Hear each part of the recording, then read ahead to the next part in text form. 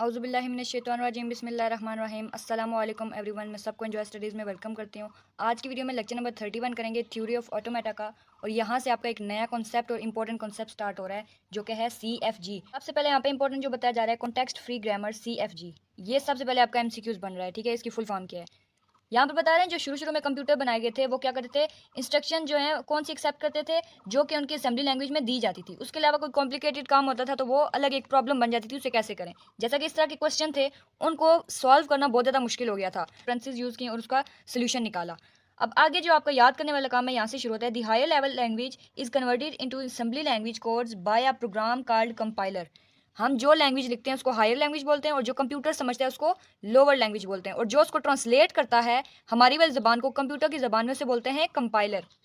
उसके बाद आता है compiler that takes the user's programs as it input. जो प्रोग्राम का मतलब यूजर होता है उसको इनपुट के तौर पे लेता है और उसको फिर प्रिंट आउट करता है कहाँ पर, an equivalent program written in the assembly language. लिखने वाले का प्रोग्राम लेता है, उसी चीज़ को आगे प्रिंट आउट कर देता है किस में, असेंबली लैंग्वेज में, जो कि आप ऊपर मैंने आपको कंपाइलर का बताया ना, बिल्कुल उसी तरह इस लाइन का भी मतलब है। आगे है like spoken language higher level language for computer has also certain grammar. जो नॉर्मली हम इंग्लिश या उर्दू या कोई भी ज़बान बोलते हैं उसमें ग्रामर का बहुत बड़ा रोल होता है, ठीक उसी तरह लैंग्वेज जो कंप्यूटर की होती है उसके अंदर भी ग्रामर का बहुत बड़ा रोल होता है। But in case of computer the grammatical rules don't involve the meaning of the word. जो वर्ड होते हैं मीनिंग के उसमें ज़्यादा ध्यान नहीं दिया जाता। कंप्यूटर के कुछ रूल्स हैं वो अलग होते हैं। आपने नोट भी किया होगा कि ऐसी चीज़ें जो हमें समझ नहीं आ रही होती लेकिन कंप्यूटर के लिए वो रूल्स के तौर पर काम करती हैं। It can be noted that the grammatical rules which involves the meaning of word are called semantics। ये याद रखना है। जो ग्रामेटिकल रूल्स होते हैं जिनके अंदर मीनिंग होता है, मतलब किसी लफ्ज़ का मीनिंग होता है, उन्हें बोलते हैं सेमेंटिक्स। लेकिन उसके अलावा हैं those don't involve the meaning of words are called syntactics. ये आपने याद रखना है। जिस लफ्ज़ का कोई मीनिंग नहीं होता वो सिंटैक्टिक्स है, और जिसका होता है वो सेमेंटिक्स है। लफ्ज़ का मीनिंग याद रखेंगे तो डेफिनेशन ऑटोमेटिक याद हो जाएगी। आगे आगे remarks. In general the rules of computer language, आमतौर पर जो कंप्यूटर लैंग्वेज के रूल्स होते हैं, और आर सिंटैक्टिक। सिंटैक्टिक क्यों, ये सेकंड वाले, उनका लफ्ज़ों के मान के साथ कोई खास ताल्लुक नहीं होता, इसलिए ये होते हैं। And not semantic. A law of grammar is in reality a suggestion for possible substitution. ये भी आपका क्विज बन सकता है कि ग्रामर का जो लॉ होता है वो असल में क्या होता है कि पॉसिबल सब्सटीट्यूशन की एक सजेशन होती है, उसको मशवरा दे देते हैं किस तरह आपने काम करना है। सिंपल सी बात है। उसके बाद आता है CFG टर्मिनोलॉजीज। आपसे टर्म भी पूछ सकते हैं, what are the term of CFG। तो ये टर्मिनोलॉजी और टर्म एक ही चीज़ है। तो दो टर्म्स होती हैं, पहली है टर्मिनल्स, दूसरी है नॉन टर्मिनल्स। टर्मिनल्स कौन सी होती है, can't be replaced by anything, जो कि किसी और चीज़ से चेंज नहीं की जा सकती, वो होती है terminal. Non terminal the symbol that must be replaced by other thing. कोई सिंबल है उसे किसी और चीज़ से रिप्लेस यानी कि चेंज किया जा सकता है। The grammatical rules are often called production. जो भी हम आगे यूज़ करेंगे सारी चीज़ें ग्रामेटिकल रूल्स जो होंगे उस चीज़ को क्या बोलते हैं, प्रोडक्शन। अब CFG जो है ऑफिशियली यहाँ से स्टार्ट हो रहा है। CFG के बारे में हम सारा कुछ पढ़ेंगे। CFG is a collection of the following. अब ये आपसे क्वेश्चन भी पूछ सकते हैं किस चीज़ का कलेक्शन होता है। एन अल्फ़ाबेट सिग्मा, शुरू से आप पढ़ते आए हैं अल्फ़ाबेट को, जहाँ भी अल्फ़ाबेट का आता है वहाँ सिग्मा से हम उसको दिखाना शुरू करते हैं। ऑफ लेटर्स कॉल्ड टर्मिनल्स, ये याद रखना है। From which the string are formed that will be the word of the language. Terminal, और जो कि क्या होगा, किसी भी लैंग्वेज के वर्ड्स होंगे। Set of symbols called non terminals. Alphabets जो हैं वो चेंज नहीं हो सकते यहाँ से, ठीक है। लेटर्स चेंज नहीं हो सकते, सिंबल्स यहाँ पर जो हैं चेंज हो सकते हैं, इसलिए वो नॉन टर्मिनल है। One of which is S stands for start here. अब ये चीज़ आपका क्विज बन सकती है, ठीक है, पेपर में आएगा। और ये जितना भी ये लेक्चर है ना, इससे ऑनवर्ड कुछ लेक्चर्स हैं मोस्ट इंपॉर्टेंट है। जब मेरा पेपर हुआ था तो उसमें ये सारे ये जो S से रिलेटेड है ना, इस तरह के क्वेश्चन बहुत आए थे CFG के। तो आपका भी होता है कि कई दफ़ा एक टॉपिक ले लेते हैं किसी खास बच्चे के लिए, रोल नंबर के लिए, तो ज़्यादातर क्वेश्चन उसी से रिलेटेड पूछते हैं। A finite set of productions of the form non terminal. आगे ये arrow finite string of terminals and और नॉन टर्मिनल्स, मतलब या नॉन टर्मिनल के आगे फाइनाइट स्ट्रिंग ऑफ टर्मिनल भी हो सकती है या finite string of non terminals भी हो सकती हैं। ये आपका एक फार्मूला बन गया, इसको भी आपने देख लेना है। आगे नोट क्या है, the terminals are designed by small letters. जो टर्मिनल होते हैं वो छोटे लेटर से दिखाए जाते हैं, जो कि नॉन टर्मिनल होते हैं वो बड़े लेटर से दिखाए जाते हैं। तो ये आगे जब आप प्रैक्टिकल करेंगे आपको ज़्यादा अच्छे से समझ आएगी। There is at least one production, एक प्रोडक्शन लाजमी होनी चाहिए, that has the non terminal S as its left side. बाई साइड पे, इस साइड पे एक S होना चाहिए नॉन टर्मिनल के तौर पर। नेक्स्ट आपको मैं यहाँ पे एक थोड़ी सी चीज़ दिखा दूँ कि हम शुरू से पढ़ते आए हैं और 1 से पढ़ते आ रहे हैं कि लैंग्वेज को रिप्रेजेंट करने के मुख्तलिफ तरीके हैं। डिस्क्रिप्टिव मेथड पढ़ा, फिर उससे अगर गुजारा नहीं हुआ रेगुलर एक्सप्रेशन, अगर इससे भी काम नहीं बन रहा था फिर NFA DFA डायग्राम्स तक बात चलेगी। TG GTG इनके डायग्राम से जब लेंथी हो गई तो उनको शॉर्ट करने के लिए हमने कुछ और रूल्स यूज़ किए। PDA को भी, लेकिन अभी जो हम पढ़ रहे हैं ना वो CFG है, यानी कि इन सब चीज़ों से जब नहीं काम बना तो हमने CFG को यूज़ करना स्टार्ट कर दिया। तो अब यहाँ से देखते हैं डेफिनेशन क्या बनती है इसकी। The language generated by CFG is called context free language. ये आपने देखना है, जो CFG कॉन्टेक्स्ट फ्री ग्रामर से जो जबान बनाई जाती है उसे कॉन्टेक्स्ट फ्री लैंग्वेज कहते हैं। ये जो वर्ड्स हैं ना इनको जरा ध्यान से देखना है। अब असल काम शुरू होता है आपका एग्जाम्पल्स का। असल काम क्यों शुरू होता है? क्योंकि जितने भी पेपर में क्वेश्चन आते हैं इन एग्जाम्पल्स के अंदर से आते हैं। तो सबसे पहले आपने देखना है सिग्मा इज इक्वल टू ए। ये क्या है? टर्मिनल, जो कि चेंज नहीं हो सकता, इसको रिप्लेस नहीं कर सकते आप। इसमें एक दिया हुआ है लेटर ए।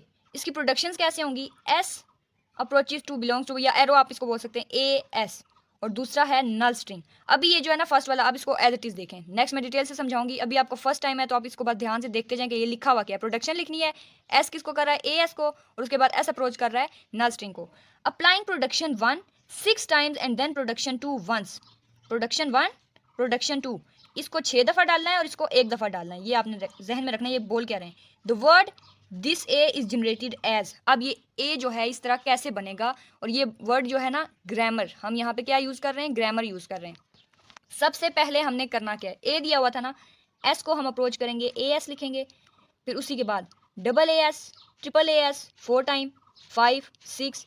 अब यहाँ देखें 1 2 3 4 5 6, 1 2 3 4 5 6, यहाँ 6 तक करने के बाद अब 6वें नंबर पे, यहाँ पर 7वें नंबर पे, यहाँ पे लाइन का तो 7वां नंबर है, लेकिन 6 यूज़ करने के बाद हमने नल स्ट्रिंग को यूज़ किया। क्यों?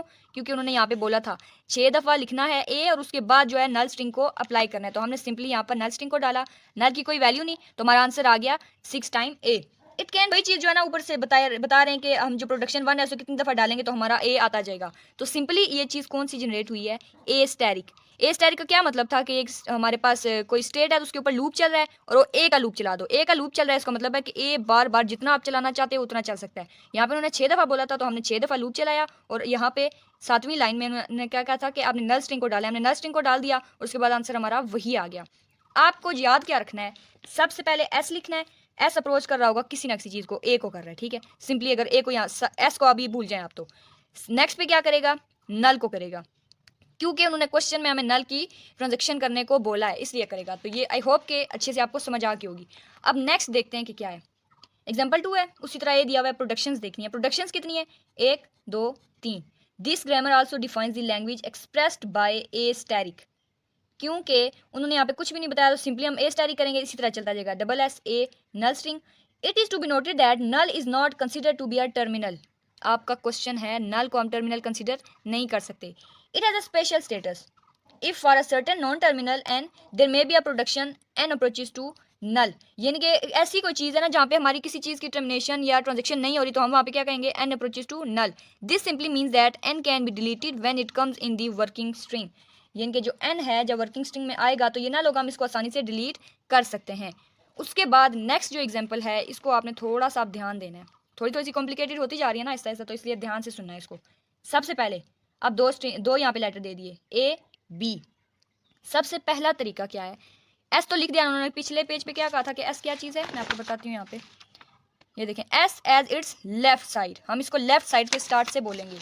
तो यहाँ पे अब देखते हैं कि एस को स्टार्ट किया, एस को स्टार्ट किया ए से, लेकिन एक जगह हमने इसको नाम दे दिया एक्स का और बी को दे दिया वाई का। S approaches to X Y, X approaches to null. S दोनों को कर रहा है और एक्स अप्रोच कर रहा है नल को। अब हम देखेंगे यहाँ से वाई किसको अप्रोच कर रहा है? Y approaches to A Y, Y approaches to A Y, यानी कि ए बी या एस भी लिख सकते हैं, क्योंकि यहाँ पे उन्होंने बोला था ना एस, तो वाई की जगह हम यहाँ पर एस भी यूज़ कर सकते हैं। ठीक उसी तरह बी वाई यानी कि बी एस, जैसे कि ऊपर पढ़ के आए थे ना ए एस, एस साथ साथ लिखा हुआ था तो वो उसी तरह करना है, बात सिंपल है। Y is equal to A B S लिखने की ज़रूरत ही नहीं रही। तो ये जो है ना इन्होंने थोड़ा सा कॉम्प्लिकेटेड किया हुआ है, लेकिन पेपर में इतना कॉम्प्लिकेटेड पूछते नहीं है, फिर भी आपके जहन में होना चाहिए क्योंकि आपके लिए ज़रूरी है। तो यहाँ पर देख लें, एक दफ़ा फिर बता देती हूँ। एस एक्स को कर रहा है, एस वाई को कर रहा है। पहले ऊपर उन्होंने क्या कहा था? ए को या एस एस को डिफाइन कर दिया। अब वाई एक्स का नाम दे दिया ये, और वाई को बराबर रख दिया इन दो चीज़ों के, ये वाई अलग कर दिया, एक्स अलग कर दिया, और उसके बाद वाई को ए अप्रोच करवा दिया, वाई को बी अप्रोच करवा दिया, और इस चीज़ को क्या दिखाई गया? ए प्लस बी का स्टैरिक। अब ये थोड़ा सा आपको मुश्किल लग रहा होगा, यही बात है, तो मैं आपको यहाँ से थोड़ा सा आसान तरीका बता देती हूँ। रेगुलर एक्सप्रेशन थी ए प्लस बी, आपको क्वेश्चन अगर दिया तो इस तरह देंगे, ये जो लास्ट में लिखा हुआ है ना पेपर में फर्स्ट पे दे देंगे कि इस चीज़ को आपने प्रूव करना है। सिंपल क्या है? ए प्लस बी, मैं आपको इसका क्वेश्चन सॉल्व करवा रहा हूँ, ए प्लस बी का। एस अप्रोचेज टू ए, ये साइन और बी, ठीक है, ये आपको दिखाएगा ये ए प्लस बी का साइन। या फिर एक और तरीका है, एस अप्रोचेज टू एक्स या Y, X approaches to A, Y approaches to B, that's it. इतना सिंपल सा है, अगर आपको जो आसान लगे आपने वही कर लेना है। X is equal to A B, production कैसे होगी, S A S S B S. ऊपर देखो क्या लिखा था उन्होंने, एक्स वाई लिख दिया था, यहाँ पे ए एस लिख दिया, बी एस लिख दिया, तो आप इस चीज़ को भी लिख सकते हैं उसी तरह से, S approaches to A, S approaches to B and S approaches to null string. दोनों क्वेश्चन एक जैसे हैं, जो तरीका आपको पसंद आए वो ही कर लें। अदरवाइज अगर उन्होंने क्वेश्चन में कोई खास तरीका बताया हुआ है तो फिर अलग चीज़ होगी, लेकिन नहीं बताया हुआ तो जो आसान लगता है वो कर लें। This grammar also defines the language expressed by A plus B का होल स्टैरिक, इनके लूप चल रही है। यहाँ पर लास्ट पे आती है एग्जाम्पल। अब ये देखें इन्होंने क्या दिया हुआ है, ए प्लस बी स्टैरिक, ए प्लस बी स्टैरिक, दरमियान में डबल ए दिया हुआ है, तो यहाँ से इन्होंने लेट कर लिया, इस चीज़ को लेट कर दिया एक्स। ए प्लस बी का स्टैरिक एक्स है तो यहाँ पे भी ये चीज़ भी एक्स ही होगी। तो सिंपल क्या किया, S is equal to X double A X, X A X. A X का मतलब क्या है, अब ए लिख दिया और आगे ए प्लस बी का स्टैरिक लिख दिया, ये लिखा हुआ है ए एक्स, यानी कि ये वाला ए और यहाँ से ये वाली चीज़ उन्होंने डाल दी ए एक्स में। दूसरा लिखा हुआ है बी एक्स, बी एक्स का क्या होगा, इसी चीज़ को बी बोल दिया, बी लिखा और उसके बाद एक्स लिख दिया, यानी कि X is equal to A, X is equal to B. इन दोनों को सिंपली लिख सकते हैं, और एक्स के बाद नल स्ट्रिंग डाल दी। नल स्ट्रिंग इंपॉर्टेंट आप कह सकते हो, बस इसको याद कर लो, ये हर चीज़ में आएगी, ठीक है। This grammar defines the language express by this. अगर आपके पास ये वाला क्वेश्चन आएगा तो ये 3-4 लाइंस आपने लिख देनी है, बहुत ईजी है, बस आपको थोड़ा सा समझना पड़ेगा। बेशक इस वीडियो को बार बार देख लें, इंशाल्लाह आपको अच्छे से समझ आ जाएगी। तो उम्मीद करती हूँ जो समझाया अच्छे से समझ आया। मिलते हैं नेक्स्ट किसी और वीडियो में, रखिएगा अपना बहुत सारा ख्याल। अल्लाह हाफिज़।